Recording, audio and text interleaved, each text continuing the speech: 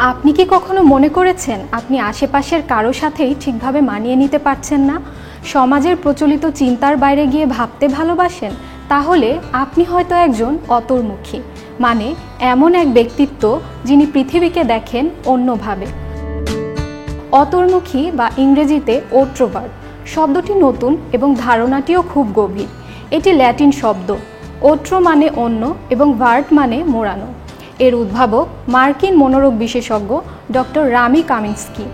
ইন্ট্রোভার্টরা মুখ ফেরায় নিজের দিকে আর এক্সট্রোভার্ট বাইরের জগতে, কিন্তু ওট্রোভার্ট তাকায় একেবারে ভিন্ন দিকে, যেদিকে সাধারণত কেউ তাকায় না।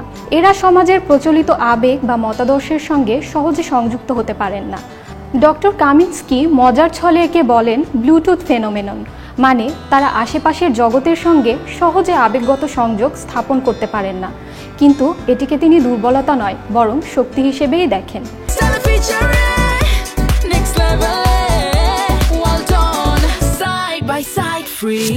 তার মতে প্রতিটি মানুষ জন্মগতভাবে অন্তর্মুখী। অন্তর্মুখীদের সবচেয়ে বড় শক্তি হলো স্বাধীন চিন্তা শক্তি এবং আবেগগত স্বাতন্ত্র্য। তারা প্রচলিত কাঠামোর বাইরে গিয়ে নতুন কিছু ভাবতে ও বিশ্লেষণ করতে সক্ষম।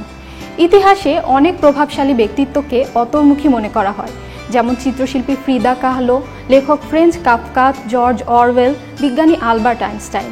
তারা সবাই সমাজের প্রচলিত চিন্তাকে চ্যালেঞ্জ করে নিজস্ব দৃষ্টিভঙ্গি তৈরি করেছিলেন।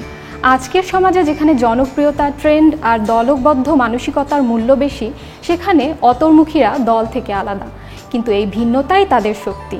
তারা সমাজের চাপ থেকে মুক্ত থেকে এমন সত্য দেখতে পান যা অনেকের চোখে ধরা পড়ে না।